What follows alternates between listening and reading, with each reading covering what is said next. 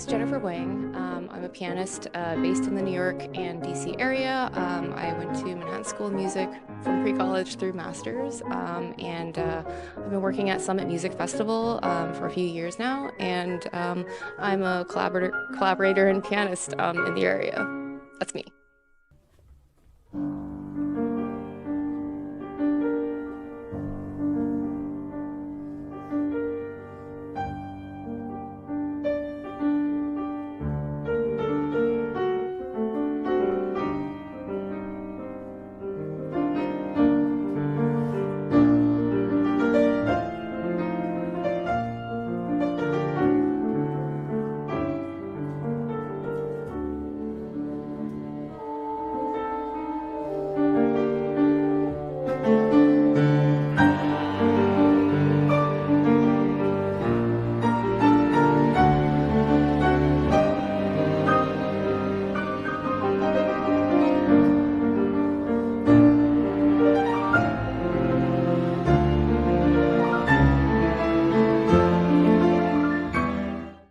Wonderful. Welcome. Thank you. Thank you for having me. How was rehearsal yesterday? How did you feel? Okay. Yeah. You're playing the Saint-Saens number 2 Yep. at Carnegie tomorrow. Yep. Yes. Exciting. Remind everybody.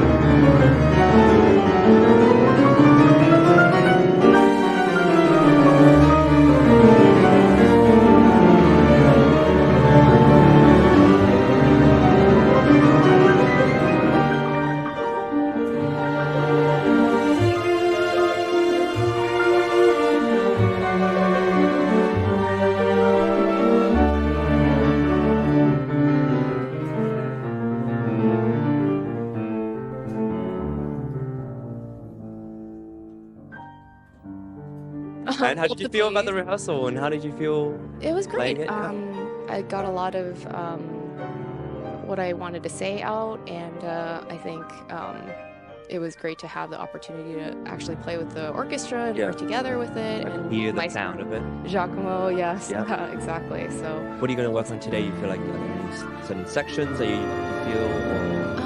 I think some coordination with the orchestra, but also some of my own cadenza. Okay. You know, it's a point where you get to show off a little bit, and Octaves. Octaves, love the octaves. Nice. Saint-Saens, I love the octaves. I mean, I played the piece when I was, I think, 11 or 12, and even then, my most favorite part were the octaves. So Nice. that's what I'm really excited about. Was it your first romantic concerto, or did you play something else? I think it was. Okay. Yeah, actually. Yeah. It's a big piece. It's a big, Very- dramatic piece. And I guess I'm dramatic, so Yeah. What kind of mood? it's- What kind of mood do you feel like as a soloist, and you start the piece basically. Yeah. The beginning is like it's massive and towering, and Mm-hmm. that's something I always try to strive for, is to really get that enormous feel, because the soloist, the pianist, is entering without the orchestra, which is completely kind of subverting the genre in a Yeah. lot of ways. The classical concerto Yeah. usually begins with 5 minutes of the orchestra, and then now I'm coming in and I'm like, hey, I'm the orchestra. So Yeah. yeah. And so when the orchestra does finally come in, it's this. Yeah, it's even bigger than you'd imagine. So Wow.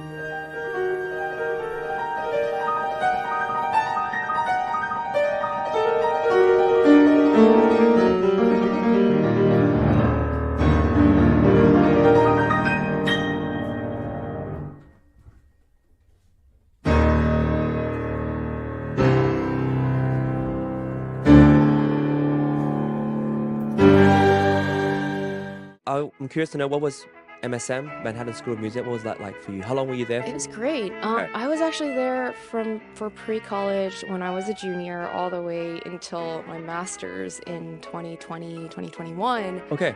So Did you finish it? You finished your master's as well? yes, I Okay. did. In the middle of the pandemic. Okay. It was a great time. What's the school like? What was MSM like for you? And The community is great. I think MSM Manhattan School, the best thing that one of the best things that I got from the experience was meeting so many awesome people and having a very great environment. It was competitive, and we were always still fighting for practice rooms, but yet at the same time there's a lot of camaraderie. Like I built a lot of good networks and good connections and good friends. Yep. And did you do some collab stuff during your time at Manhattan? yeah, Okay. I actually accompanied for the IAC class. I started out, so I What's that? auditioned. What kind? It's an instrumental accompanying course. Okay. And once I auditioned and was accepted to that course, I got onto the paid list for accompanists at MSM. And from there, I networked and met a lot of, violinists, trumpets specifically. I actually really love accompanying brass, and specifically trumpet. Okay. So And why is that? You love the sound of it, or? I love the Rep? people. I love the people, and I love some of the rep. Is really, really fun to work with. And because it's trumpet, you get to play as loud as you want. Oh, Whereas, yeah.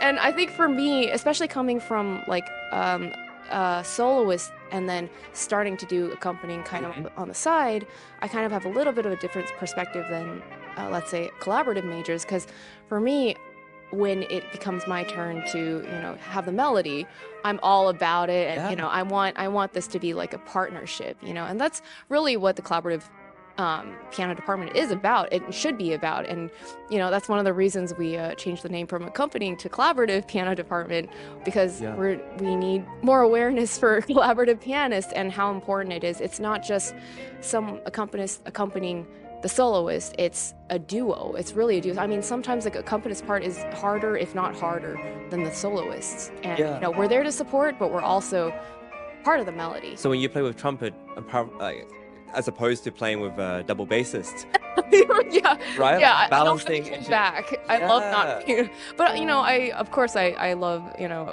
collaborating with all instruments as Yes, of well. course, yes. But particularly, Diplomatic here, yeah. exactly. With these gigs, I'll take them. Yeah, exactly. But no, trumpet I really adore, and I met a lot of great faculty as well. Some Yeah. of our MSM faculty are principal trumpets of the New York Phil, and great people too. Really, really great people. Do you feel like you mentioned trumpeters? They seem to have a personality that you get along with better.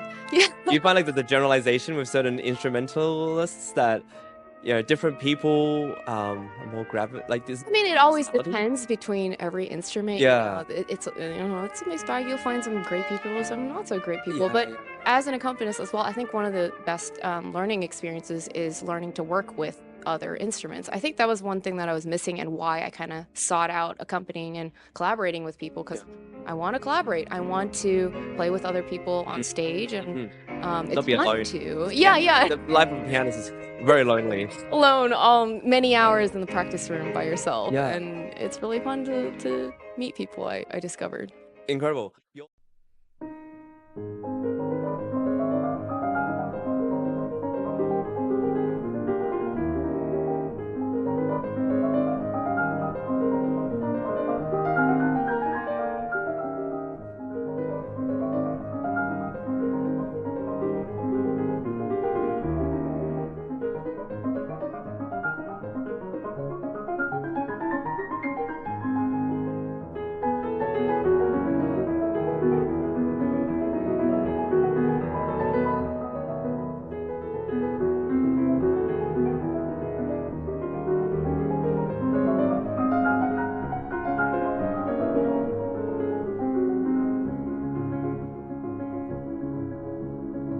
Or you've got a job coming up in Saudi Arabia. You want to tell us about that and what that's like for you? Oh yeah. How did it come about? So actually, I heard about this offer through my old piano teacher back in Virginia. Okay. I'm based in DC as well.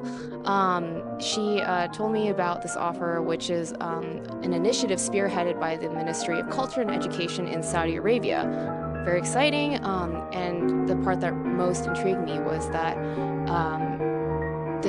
there wasn't really much classical music in Saudi Arabia as of the last decade or 2 decades. And we would really be one of the first to found classical music in that region. Which region is it? Is it Saudi Arabia? So the school would be there's 3 locations, the Saudi music hubs. It would be in Riyadh, the capital city, Jeddah, and Al-Kabar. And Are you in all those, or? I would probably be in the capital city, Riyadh. Oh, nice. Yeah, I'm slated for that. So we'll see. But have you been yet or no? I have been. Okay. I actually visited. What's Riyadh like? It's a whole nother world. Okay. It's 107 degrees, but the people are amazing. Okay. Really hot? Yeah, really, really hot. What are the people like?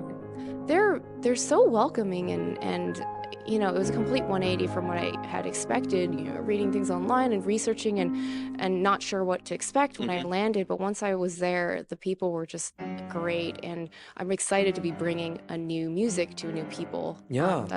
Have you given master classes yet? Have you taught some of the students there yet, or is it? I will be doing some workshops, I think, Okay. and I have a lot of ideas for the upcoming season. And Are you performing there as well? yes, yeah, for sure. I'll be doing some concerts, and So what's your title specifically? Is it I will faculty of be music? performing pianist as well as music teacher there. Amazing. So Wow, there you go. excited. What's it like for, where did you grow up? You grew up in, So I grew up in Virginia, Yeah. but my parents came over from China. Okay.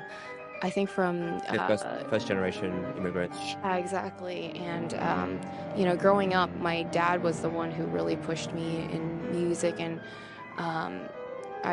he would drive me to every lesson. We would drive from Virginia all the way to New York for pre-college, actually, Oh, which is Where did you do pre-college? Almost. Manhattan School. Okay, And wow. from Virginia to New York, and pre-college is usually only on Saturdays, Yeah. like a 1-day thing. So we would get up at 4 a.m. and then drive, 4 hours, arrive there 8, 9, and then start class and then leave. Dedication, yeah. Yeah, that was just like a whole day thing. We did that for, I think, 2, 3 years. But he believed in you. He believed in the arts. He believed in, I like to think so. yeah.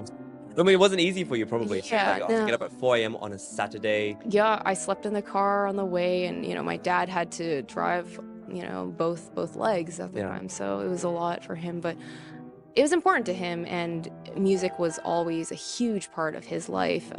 Growing up in China, there was not very much classical music that was really allowed. During the Cultural Revolution, they would come in and take away your music, especially if they were Western notation.